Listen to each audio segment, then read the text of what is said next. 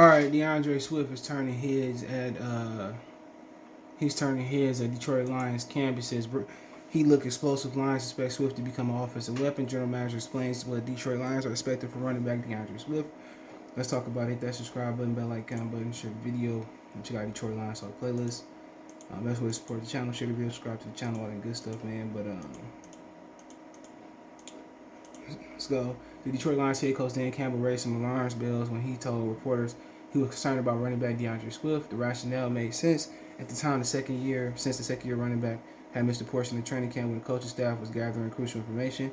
For a new coaching staff, understanding just how much a player can handle and tolerate is important for a team initial preparation. In the weeks before the season starts, Swift has impressed the general manager Brad Holmes, who told reporters on Thursday what he expects from ex-Georgia Bulldog running back. Quote, I expect him to be a weapon. That's what he is in both phases, run and pass. Holmes said, quote, I'm not trying to put a number on how many plays he's going to play or how much time or all of that. We'll let the stuff play itself out. Sorry, I've been up all day. I'm sorry. He's had a good week of practice. He looked good out there today. He looks explosive. He got juice, and he showed that playmaking ability in practice. We're really excited about him. All right, so other running backs also earned praise from Holmes in the nearly 33-minute media session. Detroit general manager praised the offensive and defensive lines along with the running backs. When asked about the strengths of the team, we have some young guys there, and obviously we all know DeAndre Swift and Jamal Williams, what they can bring. When we drafted Jamar Jefferson, he was a 7th-round rookie that we felt really, really good about in the process, but he's still a rookie. Okay, Holmes added, the Godwin story is probably about the best story that I could think of that occurred throughout this entire preseason camp. A guy who was at safety, and Eddie Lynn saw something special, saw in the special teams grill with the ball in his hands and brought up the idea of switching him. Credit to him, he bought in, didn't bat an eye, and he took it in his stride and worked at it. He worked really hard and got better every single week to the point where he earned a spot on the football team. I said that the youth at the running back position has really been impressed. So I didn't know he was a converted safety, man. I never heard of this dude, but yeah, Godwin, I can't pronounce his last name, Ukabuchi. I didn't know he was converted safety, but they feel like they got a good running back room. It is young. I think Jamal Williams, he might be the oldest. Let me see. He might be the oldest in that room. What is Jamal Williams? 25, 26? Yeah, he's 26 years old. Just turned 26 April 3rd. So he might be the youngest in the room. But it's just been something that's been a lid on the run game for the Lions. I mean, people talk about that they didn't have an offensive line and they had this, that, and the third. But the Bengals didn't have an offensive line, and they ran the ball better than we did. Okay, that's just the honest truth. They ran the ball better than we did. So we just had a lid on that running game. We had a 1,000-yard rusher one time in the last 21 years, I think. I think James Stewart did it in the 90s. So I didn't understand it. And they did all these first-round picks on the offensive line, and then the running backs would get hurt. And, you know, they just got to find a big, durable back. They got to put more capital in running backs. You've been drafting them in the second round or late. You got to go up and find your Christian McCaffrey, Zeke Elliott, or somebody, Saquon Barkley. And if this don't work, then they got to move up early in the draft and get a great running back. You know, that's just going to be what it has to be. But, you know, so honestly, man, we'll see. But we feel really good about the running backs. But in previous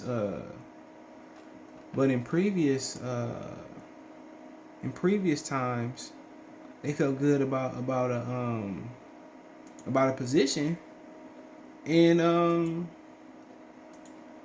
it sucked. You know, they feel good about things. So I mean, that was previous regimes, but I'm still scoring by that. You know, they said David Patton, I remember him from the Patriots in the Super Bowl at 47 years old. Woof. Way crazy. But like I said before, man, like they feel good about some positions in the past, and it just really ain't never added up. You know, that's been my issue. This really ain't been adding up about their positions in the past. I really feel good about them. Cornerbacks, they go out there and get torched.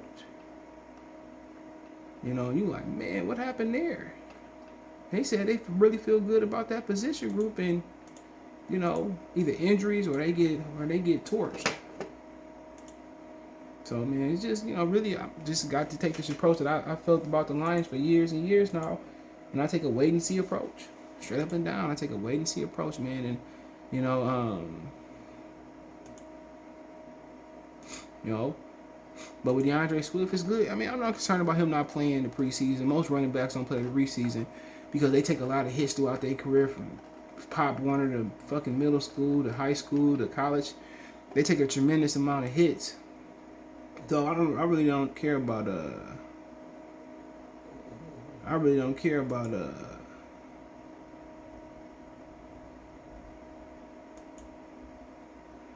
I really don't care about running backs playing in the preseason. He's been playing running back all his life. The only issue is he don't get that camaraderie from the line, offensive line. You know, the offensive line and running backs got to be in sync and got to have a feel for each other. So that's the only thing that truly concerns me is that they don't have that feel for each other. But other than that, I think he's going to be all right. And I think it's going to be exciting to see if they bring a power running game in. I mean, using Jason Cavanaugh, whatever his name is, the fullback. I think it's time for them. I think it's time for them to line up behind the fullback and smack something. All that pretty shotgun running, that single back, I think they need to line up behind the fullback. They need to smack something. All that cute misdirection, stuff they be doing, man, they need to go up there and kill something.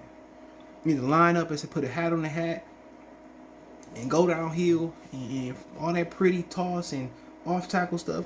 They need to establish running inside the tackles, inside the center and the guard, or the center and guard, and establish being a physical football team. If you can't run north and south, you ain't gonna be able to run east and west. And off tackle, they gotta come downhill and smack something. And they gotta be able to really have that identity as a physical football team. If they don't have that identity as a physical football team, you know, they get out there doing misdirections, draws, and shotgun runs, and being cute and pretty. They gotta get down there and smack something. If they ain't got that identity, it ain't gonna matter about DeAndre Swift. All that cute passing, they gotta establish an identity as a physical football team. If Dan Campbell don't do that, he's gonna be out of a job sooner than later. So they gotta get downhill and smack something. If they ain't about getting downhill and smacking something, it ain't gonna be it ain't gonna be pretty. So let me know what you guys think. Be back with some more content later. Thumbs up the video, share the video, subscribe to the channel. Best ways to donate. Want to make a financial donation? Cash App, CJ Good 313, Venmo, CJ Good 313, PayPal, link in the description. Appreciate the financial donations.